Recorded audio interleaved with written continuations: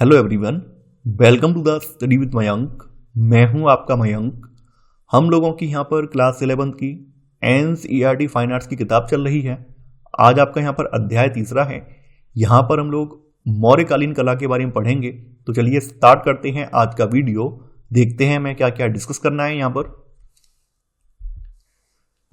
आज के अध्याय को स्टार्ट करने से पहले अगर आपने इतिहास की पाठ्यपुस्तक अच्छे से नहीं पढ़ी है तो एक बार जाकर पढ़ लीजिए। क्लास 6 के इतिहास में प्राचीन भारत का इतिहास दिया हुआ है। तो क्लास 6 के इतिहास के जितने भी लेक्चर हैं हमारे चैनल पर वो सभी आप कंप्लीट कर लेंगे तो आपको फाइन आर्ट्स की किताब और अच्छे से समझ में आएगी। क्योंकि इतिहास और आर्ट एंड कल्चर एक दूसरे के पूरक हैं। हम आर्ट एंड कल्चर को पृथक रूप में नहीं पढ़ सकते हैं। जब तक हमें ऐतिहासिक घटनाओं की जानकारी नहीं होगी हम आर्ट एंड कल्चर को भी समझ नहीं पाएंगे। तो मेरी आप सभी से गुजारिश है कि सबसे पहले आप लोग इतिहास वाले जो लेक्चर हैं क्लास 6 वाले वो कंप्लीट कर लीजिए। उसके बाद आप ये पढ़ेंगे तो आपको ये चीज़ें जो है और अच्छे से समझ में आएंगी। जैसा कि आप लोग जानते हैं गंगा की घाटी में नए नगरों का जो उदय है वो आज से करीब 2600 वर्ष पहले हुआ है। यानी आज से करीब 2600 साल पहले गंगा की घाटी में बड़े बड़े महानगरों का उदय हुआ है। बड़े महानगरों के उदय के परिणाम स्वरूप क्या हुआ है कि यहाँ का जो समाज है उस समाज में भी परिवर्तन आया है। उससे पहले का जो समाज था उस समाज में ब्राह्मणों का बोलबाला था। यानी ब्राह्मण जो है सबसे ऊंचे पायदान पर थे। उनके बाद क्षत्रिय आते थे, फिर वैश्य आते थे, फिर शूद्र आते थे। लेकिन 2600 वर्ष पहले जब यहाँ पर बड़े बड़े महानगर उभर कर सामने आए हैं तो यहाँ की समाज की व्यवस्था में परिवर्तन आया है। अब क्या है, अब यहाँ पर वैश्यों के भी कुछ समूह जो है वो शक्तिशाली हो गए, समृद्ध हो गए हैं। तो वो भी ये डिमांड करने लगे हैं कि अब कुछ इस तरह का धर्म आए कि जिसमें कि उनको भी ऊंचे अधिकार दिए जाएं। क्योंकि यहाँ पर समाज में परिवर्तन था तो समाज भी डिमांड कर रहा था कि हमें एक नया धर्म मिलना चाहिए जिससे कि हम ब्राह्मणों के द्वारा जो थोपी गई वर्ण व्यवस्था है उससे मुक्ति पा सकें। जो ब्राह्मणों ने जो कुप्रथा चलाई है वर्णाश्रम वाली उससे मुक्ति हमें मिल सके। इसके अलावा हमारा भी समाज में एक स्टेटस कायम हो सके। तो उन्हीं की परिणति कि यहाँ पर अब नए धर्मों का उदय हुआ है। तो ईसा पूर्व 6वीं शताब्दी में गंगा की घाटी में बौद्ध और जैन धर्मों के रूप में नए धार्मिक और सामाजिक आंदोलनों की स्टार्टिंग हुई है। ये दोनों ही धर्म जो थे श्रमण परंपरा के अंग थे। श्रमण का मतलब क्या होता है? श्रमण का मतलब है आसान शब्दों में श्रम करना। यानी प्राचीन सनातन धर्म में अगर हम देखें, प्राचीन भारत में हम लोग देखें तो प्राचीन भारत में हमें दो परंपराएं देखने को मिलती हैं। पहली परंपरा वैदिक परंपरा या ब्राह्मण परंपरा है। और ब्राह्मण परंपरा जो है ये कर्मकांडों और वेदों में आस्था रखती है और ब्रह्म को ही मोक्ष का आधार मानती है। यानी इनका मानना यह है कि अगर हमें मोक्ष की प्राप्ति करनी है तो हमें जो वैदिक कर्मकांड है, जो वेद है, उनमें आस्था रखनी होगी और ब्रह्म को ही एकमात्र सत्य मानना पड़ेगा, तभी हम मोक्ष प्राप्त कर सकते हैं। जबकि श्रमण परंपरा जो थी बिल्कुल इसके अपोजिट थी। श्रमण परंपरा ने जो ब्राह्मणी ग्रंथ थे या वैदिक जो ग्रंथ थे, कर्मकांड या वेद, इनमें अपनी आस्था खत्म कर दी और ये अनीश्वरवादी थे। अनीश्वर का मतलब क्या है कि ये ईश्वर में आस्था नहीं रखते थे बल्कि नास्तिक प्रवृत्ति के थे। तो इन श्रमण परंपरा वाले लोगों ने मुक्ति को पाने के लिए श्रम और तप के मार्ग को चुना है। तो इसी वजह से परंपरा को श्रमण परंपरा कहा गया है। तो बौद्ध, जैन, लोकायत या फिर एक और है जिनका नाम है मक्खली गोसाल, ठीक है, तो उनके द्वारा जो आजीवक संप्रदाय स्टार्ट किया गया था, ये सभी जो है ये नास्तिक संप्रदाय हैं, नास्तिक संप्रदाय नास्तिक धर्म में आते हैं। तो ये सभी जो है श्रमण परंपरा से ही निकले हुए थे। तो यहाँ पे वही बताया गया है कि दोनों धर्म जो है ये सनातन धर्म की वर्ण और जाति व्यवस्था का विरोध करते थे। और उस समय मगध जो है एक शक्तिशाली राज्य के रूप में उभरकर सामने आया था, जैसा कि हम आपको बता चुके हैं। अब देखिए मौर्यों की स्टार्टिंग आपको पता ही है कि ईसा पूर्व 4वीं शताब्दी तक मौर्यों ने अपना प्रभुत्व जमा लिया था। नंद वंश की समाप्ति के बाद जो है यहाँ पर चंद्रगुप्त मौर्य आ गए हैं और इसी के साथ मौर्य वंश की स्टार्टिंग हो गई है। ईसा पूर्व 3वीं शताब्दी तक भारत का बहुत बड़ा हिस्सा जो है मौर्यों के नियंत्रण में आ चुका था। सबसे शक्तिशाली जो मौर्य सम्राट रहे हैं वो अशोक रहे हैं। तो मौर्य सम्राट अशोक ने जो है ईसा पूर्व 3वीं शताब्दी में बौद्धों की श्रमण परंपरा को संरक्षण दिया था। देखिए यहाँ पर ध्यान देने वाली बात यह है कि इनके जो दादा हैं यानी चंद्रगुप्त जो मौर्य हैं वो अपने जीवन के अंतिम वर्षों में जैन धर्म अपना चुके थे। यानी कि अशोक के दादा चंद्रगुप्त मौर्य ने अपने जीवन के अंतिम वर्षों में जैन धर्म अपनाया था, जबकि सम्राट अशोक ने जो है बौद्ध परंपरा को संरक्षण दिया है। तो इन्होंने बौद्धों की जो श्रमण परंपरा है इसको बहुत ज्यादा संरक्षण दिया था। अगर उस समय के तत्कालीन समाज की बात करें तो उस समय के समाज में यक्षों की और मातृ देवियों की जो पूजा है ये काफी ज्यादा प्रचलित थी। यानी उस समय का समाज जो था किसी विशेष प्रकार की देवी देवता की पूजा न करके यक्ष और मातृ देवियों की पूजा करता था। और इस प्रकार पूजा के उस समय अनेक रूप विद्यमान थे। यक्ष पूजा बौद्ध धर्म के आगमन से पहले और उसके बाद भी काफी लोकप्रिय रही है, लेकिन बाद में ये बौद्ध और जैन धर्म में ही विलीन हो गई है। यानी कि जैन धर्म और बौद्ध धर्म के उदय से पहले ये यक्ष पूजा जो काफी ज्यादा फेमस थी उस समय के समाज में, लेकिन बाद में जब बौद्ध धर्म और जैन धर्म का उदय हुआ है तो बाद में यक्ष पूजा जो है इनका अंग बन गई है, इन दोनों धर्मों में शामिल हो गई है। खंबे, मूर्तियां और शैलकृत वास्तुकला। देखिए प्राचीन भारत की बात करें तो प्राचीन भारत के इतिहास में सम्राट अशोक के टाइम पीरियड के बाद हमें वास्तुकला के विकास में वृद्धि देखने को मिलती है। सम्राट अशोक भारत के इतिहास के पहले ऐसे शासक थे जिन्होंने अपने राज्यादेशों को शिलालेखों के माध्यम से जनता तक पहुंचाया है, और भारत के इतिहास में सबसे प्राचीनतम जो शिलालेख पढ़े जा चुके हैं वो सम्राट अशोक के ही हैं। तो 3वीं शताब्दी ईसा पूर्व में यक्ष यक्षिणियों की और पशुओं की विशाल मूर्तियां बनाई गई हैं। इसके अलावा अशोक के शासनकाल में शीर्षाकृतियों वाले प्रस्तर स्तंभ, पत्थर के स्तंभ भी बनाए गए हैं और स्थापित किए गए हैं। इसके अलावा चट्टानों को काटकर गुफाएं भी बनाई गई हैं। देखिए, मौर्यकालीन स्तंभों की एक खास बात यह है कि मौर्यकालीन जो स्तंभ हैं वो एक सिंगल चट्टान से बनाए गए हैं, यानी एक विशाल पत्थर से ही बने हुए हैं, जबकि एक्मेनियन साम्राज्य के जो स्तंभ हैं उनको राजमिस्त्री के द्वारा अनेक टुकड़ों में जोड़कर बनाया गया है। तो ये डिफरेंस है, यानी मौर्यकाल के जो स्तंभ है, पूरा का पूरा जो विशाल स्तंभ आप देखते हैं 50-60 फीट का स्तंभ, ये पूरा का पूरा एक चट्टान से बना हुआ है, जबकि एक्मेनियन साम्राज्य के जो स्तंभ हैं वो अनेक टुकड़ों को जोड़कर बनाए गए थे। इसके अलावा मौर्यकाल में जो प्रस्तर स्तंभ हैं संपूर्ण मौर्य साम्राज्य में कई स्थानों पर स्थापित किए गए थे और उन पर शिलालेख भी उत्कीर्ण किए गए थे।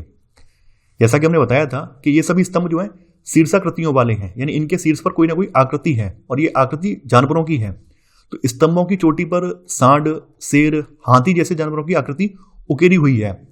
आपके सामने मैंने यहाँ पर मैप लगाया है और ये उन स्थानों का मैप है जहां से अशोक के प्रस्तर स्तंभ प्राप्त किए गए हैं। जैसे आप देख पा रहे होंगे, टोपरा कला है, मेरठ है, संगिसा है, इलाहाबाद है, सारनाथ है, सांची से भी अशोक का स्तंभ बरामद हुआ है, वैशाली है। तो ये वो स्थान है जहां पर अशोक के स्तंभ प्राप्त हुए हैं, जहां से अशोक के स्तंभ प्राप्त हुए हैं। यहां पर वही बताया गया है कि शीर्षाकृतियों वाले प्रस्तर स्तंभ बिहार में बसरहा बखीरा, लौरिया नंदनगढ़ और रामपुरवा, और यूपी में संगिसा और सारनाथ में देखे जा सकते हैं। अशोक का सबसे फेमस जो शीर्ष स्तंभ है वो है सारनाथ का सिंह शीर्ष। तो सारनाथ में पाया गया मौर्यकालीन स्तंभ शीर्ष जो है इसको सिंह शीर्ष के नाम से जाना जाता है, और ये मौर्यकालीन मूर्ति परंपरा का सबसे सर्वोत्कृष्ट उदाहरण है। आज की डेट में ये हमारा राष्ट्रीय प्रतीक भी है। जैसा कि आप देख पा रहे हैं, हमारा राष्ट्रीय प्रतीक है। वैसे तो इसमें 4 शेर हैं, लेकिन हमें राष्ट्रीय प्रतीक में हमें केवल 3 शेर देखने को मिलते हैं। इसकी गोलाकार वेदी पर धारते हुए 4 शेरों की बड़ी बड़ी प्रतिमाएं स्थापित हैं, यानी जो गोलाकार ये वेदी है इस पर 4 शेरों की धारती हुई प्रतिमाएं आप देख पा रहे हैं। एक पीछे की तरफ है शेर, जो कि यहाँ पर दिखाई नहीं दिया है, और इस वेदी के निचले भाग में घोड़ा, सांड, हिरन और शेर, इनको गतिमान मुद्रा में उकेरा गया है। जैसा कि आप यहाँ पर देख पा रहे हैं, जो वेदी का निचला भाग है यहाँ पर सांड है, घोड़ा है, इसके अलावा हिरन है और एक शेर है, इनको गतिमान मुद्रा में दिखाया गया है। सारनाथ में स्तंभ स्थापित करवाने के पीछे का रीजन क्या था? जैसा कि आप लोग जानते हैं, भगवान गौतम बुद्ध ने सारनाथ में अपना पहला उपदेश दिया था। इसी घटना की याद में सम्राट अशोक ने यहाँ पर स्तंभ स्थापित करवाया। तो यहाँ पर वही चीज लिखी गई है कि यह भगवान बुद्ध द्वारा धम्मचक्र प्रवर्तन का मतलब यह कि यहाँ पर इन्होंने अपना पहला उपदेश दिया था, तो इस घटना को धम्मचक्र प्रवर्तन बोला जाता है। तो इसी की ऐतिहासिक घटना की स्मृति में सम्राट अशोक ने यहाँ पर स्तंभ स्थापित करवाया था। सिंह शीर्ष स्तंभ के यहाँ पर अवयव भाग बताए गए हैं। देखिए, जिस समय अशोक ने स्तंभ को स्थापित करवाया था उस समय स्तंभ कुछ इस प्रकार का था। हालांकि आज की डेट में ये स्तंभ जो है इस तरह का नहीं है, ये टूटा हुआ स्तंभ है। अगर आपको कभी मौका मिले सारनाथ म्यूजियम जाने का या कभी आप यूट्यूब पर देखें तो आप ये पाएंगे इसका इतना हिस्सा तो म्यूजियम में रखा हुआ है, बाद बाकी इतना हिस्सा जो है ये नीचे वाला जो शाफ्ट है ये टूटा हुआ है, टूटी हुई अवस्था में है, और ऊपर का जो चक्र देख रहे हैं ये भी टूटी हुई अवस्था में है। तो इस स्तंभ की अगर हम बात करें तो इस सिंह शीर्ष स्तंभ के 5 अवयव या भाग थे। सबसे पहले आ जाता है स्तंभ का सैफ्ट, जो कि अब कई भागों में टूट चुका है, यानी ये वाला हिस्सा जो स्तंभ का सैफ्ट है जो कि कई भागों में टूट चुका है। और यहाँ पर 3 शासकों के अभिलेख देखने को मिलते हैं, जिसमें अशोक का अभिलेख है, कुषाणकालीन अभिलेख है और गुप्तकालीन अभिलेख है। इसके बाद इसके ऊपर एक आ जाता है एक कमल घंटे का आधार, यानी उल्टे आकार का कमल घंटे का आधार आप देख पा रहे हैं। कमल घंटे का आधार के ऊपर आ जाता है, उस पर बना हुआ एक ढोल है, इसके ऊपर एक ढोल बना हुआ है जिसमें 4 पशु दक्षिणावर्त गति के साथ दिखाए गए हैं। 4 पशु कौन कौन से हैं? एक तो इसमें सांड है, सांड के अलावा इसमें जो है घोड़ा है, हिरन है और शेर है। तो 4 पशु यहाँ पर दक्षिणावर्त गति के साथ दिखाए गए हैं।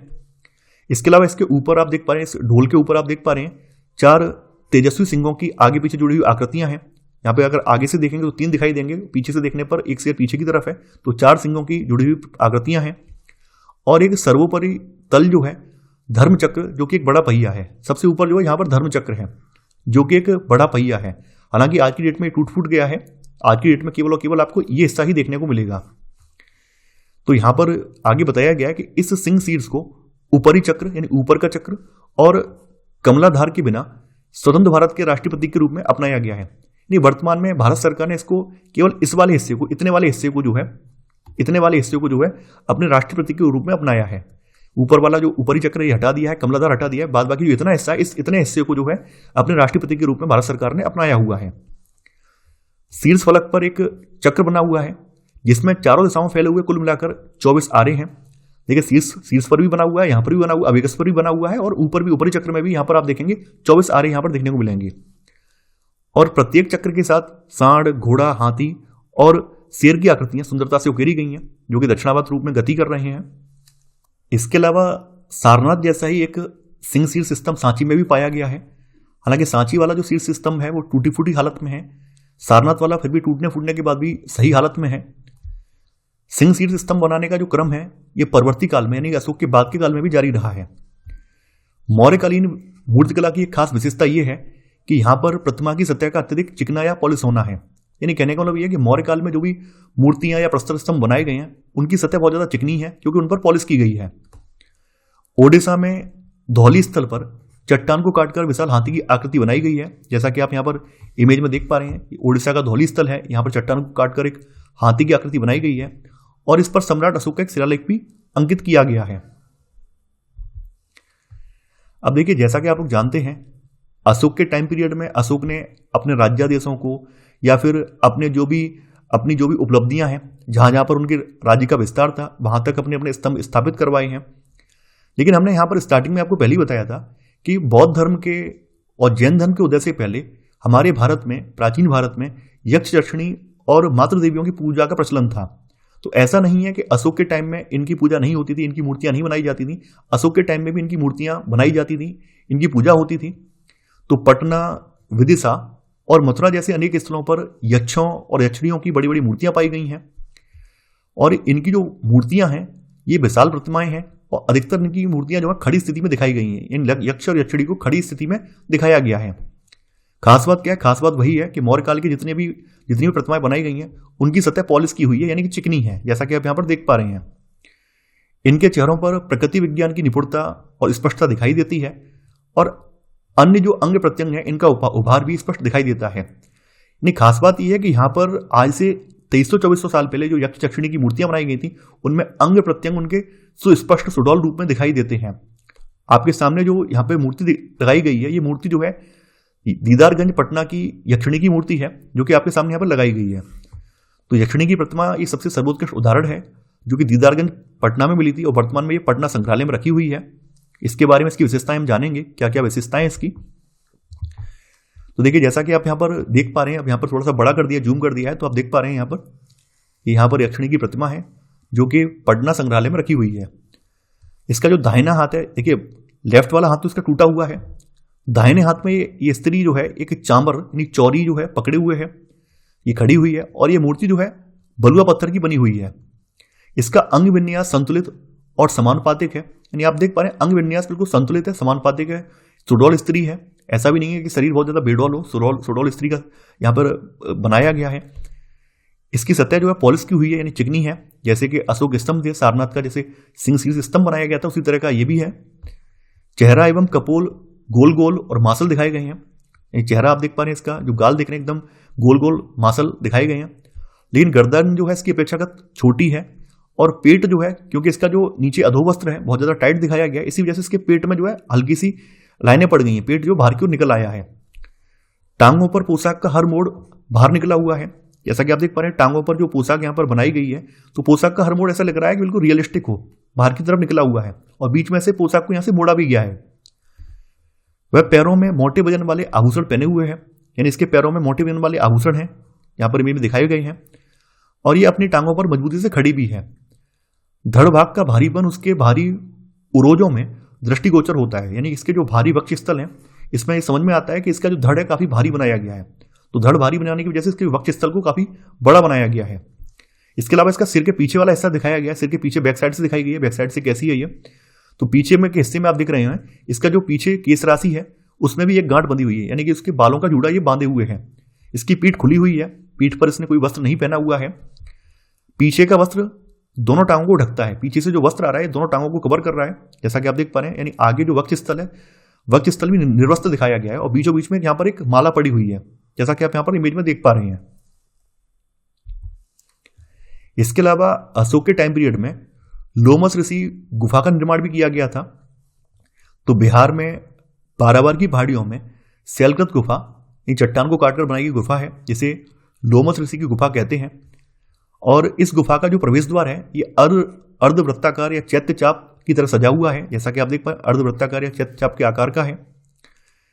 चैत्य के मेहराब पर एक गतिमान हाथी की प्रतिमा उकेरी गई है। इस गुफा का जो भीतरी कक्ष है आयताकार है और इसके पीछे एक गोलाकार कक्ष भी है। यह गुफा जो है मौर्य सम्राट अशोक के द्वारा आजीवक पंथ या संप्रदाय के लिए संरक्षित की गई थी। यानी इस गुफा का निर्माण जो है सम्राट अशोक ने आजीवक संप्रदाय के जो भिक्षु हैं उनके लिए करवाया था। देखिए, वैसे तो सम्राट अशोक ने बौद्ध धर्म को प्रश्रय दिया है, लेकिन इसके अलावा उस समय भारत में, तत्कालीन भारत में जो भी संप्रदाय थे उन संप्रदायों को भी अशोक ने संरक्षण प्रदान किया है। अगर हम गुफाओं की बात करें तो इस काल में चट्टान को काटकर गुफा बनाने का एकमात्र उदाहरण हमें देखने को मिलता है, और ये उदाहरण जो है लोमस ऋषि की गुफा का है। तो लोमस ऋषि की गुफा इस काल का एक अकेला उदाहरण है। स्तूपों और विहारों का निर्माण, चूंकि सम्राट अशोक ने बौद्ध धर्म को प्रश्रय दिया था, तो सम्राट अशोक के बाद बौद्ध स्तूपों की संख्या बढ़ गई है, विहारों की संख्या बढ़ गई है। तो देखिए, सबसे पहले डिफरेंस जान लेते हैं स्तूप, विहार और चैत्य में अंतर क्या होता है। जैसा कि आप लोग जानते हैं, स्तूप जो है किसी व्यक्ति के स्मृति चिन्हों पर बनाए जाते हैं। जैसे गौतम बुद्ध के स्मृति चिन्हों पर, उनकी अस्थियों के अवशेषों पर या उनके द्वारा जो भी सामान प्रयुक्त किया गया था उन पर स्तूपों का निर्माण किया गया। विहार का मतलब क्या होता है? विहार एक ऐसा स्थान होता है जहां पर जो बौद्ध भिक्षुक हैं या फिर जैन भिक्षुक हैं वो विश्राम करते हैं, उस स्थान को विहार कहा जाता है। चैत्य का मतलब होता है चिता, यानी ऐसा स्थान जहां पर किसी साधु को जलाया गया हो, वहीं पर चैत्य का निर्माण कर दिया हो, तो उसे चिता बोलते हैं। चैत्य का मतलब चिता होता है, ठीक है। चैत्य का निर्माण चिताओं पर किया जाता है। तो स्तूप, विहार और चैत्य, तो ये बौद्धों जनों के मठीय संकुलों, यानी मठ का मतलब ऐसा स्थान जहां पर सन्यासी लोग रहते हैं, सन्यासियों का एक समूह रहता है, उसे मठ बोलते हैं। मठी संकुलों के भाग हैं, लेकिन इनमें से अधिकांश भवन जो है ये बौद्ध धर्म के हैं। अधिकांश भवन हम लोग देखते हैं वो बौद्ध धर्म के हैं। हालांकि सनातन धर्म के देवी देवताओं की प्रतिमाएं भी इस काल में बनती रही हैं। स्तूप की बात बताई गई है कि स्तूप अधिकतर बुद्ध के स्मृति चिन्हों, रेलिंग्स पर बनाए जाते थे। और बुद्ध के स्तूपों की अगर बात करें तो ऐसे अनेक स्तूप बिहार में राजगृह, वैशाली, विथदीप और पावा, नेपाल में कपिलवस्तु, अलकप्पा एवं रामग्राम और उत्तर प्रदेश में कुशीनगर एवं पिपलीवान में स्थापित हैं। वहीं गंगा की घाटी से बाहर बने स्तूपों में अवंती और गांधार के स्तूप आ जाते हैं। इसके अलावा ईसा पूर्व 3वीं शताब्दी की स्थलीय संरचना का एक उदाहरण राजस्थान में बैराट स्थल पर स्थित स्तूप है। यह भी गंगा घाटी से बाहर का एक स्तूप है जो कि राजस्थान के बैराट में बनाया गया था। इसमें सबसे ज्यादा फेमस स्तूप जो है सांची का महान स्तूप है, जिसका निर्माण अशोक ने करवाया था। तो यहां पर सांची का महान स्तूप जो है पहले दिखाया गया, ये सांची का महान स्तूप है, जैसा कि आप इमेज में देख पा रहे हैं। तो सांची का महान स्तूप अशोक के शासनकाल में ईंटों से बनाया गया था, लेकिन बाद में इसको जो है पत्थर से ढक दिया गया है। बाद के सालों में, यानी अशोक के बाद के सालों में क्या है, बाद की शताब्दियों में स्तूपों में बहुत सारी सुविधाएं और जोड़ दी गई हैं, जैसे कि प्रतिमाओं से अलंकृत घिरे हुए परिक्रमा पथ। पहले क्या था, केवल स्तूप था, ये वाला केवल हिस्सा होता था पहले अशोक के टाइम में। लेकिन बाद में क्या हुआ कि बाद में इन्होंने फिर परिक्रमा पथ भी बना दिया, रेलिंग्स भी ऐड कर दी, तोरण भी ऐड कर दिए। पहले ऐसा कुछ नहीं था, पहले केवल छोटा सा यहाँ पर एक अंडा आकार का यहाँ पर स्तूप होता था। लेकिन बाद के कालों में क्या हुआ है कि स्तूप में बहुत सारी चीजें और ऐड कर दी गई हैं। कुछ स्तूपों का निर्माण मूल रूप से तो पहले किया गया था, पर आगे चलकर 2वीं शताब्दी में उनमें कुछ और नए निर्माण जोड़ दिए गए। जैसे अशोक के स्तूपों की बात हो रही है कि अशोक के टाइम में केवल स्तूप बनाए गए थे, ईंटों के बनाए गए थे, लेकिन बाद के समय में उन्हें पत्थर से कवर कर दिया गया, उनमें और चीजें और तत्व ऐड कर दिए गए। स्तूप में एक बेलनाकार ढोल, एक वृत्ताकार अंडा और चोटी पर एक हर्मिक और छत्र होता है, जैसा कि आप देख पा रहे हैं। यहाँ पर ढोल है बेलनाकार, ठीक है, वृत्ताकार अंडा टाइप है, ऊपर यहाँ पे हर्मिका है, हर्मिका के ऊपर यहाँ छतरी रखी हुई है। तो ये सब चीजें तो पहले से थी। बाद के सालों में इसमें क्या क्या जोड़ा गया, गोलाकार परिक्रमा पथ जोड़ा गया है, गोलाकारी परिक्रमा पथ आप देख पा रहे जोड़ा गया है। इसके अलावा प्रवेश द्वार, तोरण भी इसमें जोड़ दिए गए हैं। अब देखिए, बुद्ध की मूर्तियों की अगर हम बात करें तो अशोक के टाइम तक ये था कि अशोक के टाइम तक बुद्ध की मूर्तियां बनाई नहीं जाती थी। अशोक के टाइम पे बुद्ध की जो पूजा होती थी, बुद्ध के प्रतीकों के माध्यम से उनकी पूजा होती थी। ईसा पूर्व 2वीं शताब्दी तक हमें बुद्ध की प्रतिमाओं या आकृतियों के दर्शन नहीं होते हैं। बुद्ध को प्रतीकों के माध्यम से, जैसे कि उनके पदचिन्हों, स्तूपों, कमल सिंहासन, चक्र आदि के रूप में दर्शाया गया था। तो इन्हीं के माध्यम से बुद्ध की पूजा होती थी। पहले उन्हें प्रतीकों के माध्यम से उनकी पूजा करने का प्रचलन था। तो ये पूजा करने की जो परंपरा है प्रतीकों के माध्यम से, इसे चित्रात्मक परंपरा बोला जाता है। यानी कि प्रतीकों की चित्रात्मक परंपरा बोला जाता है। इसके माध्यम से बुद्ध की पहले पूजा की जाती थी।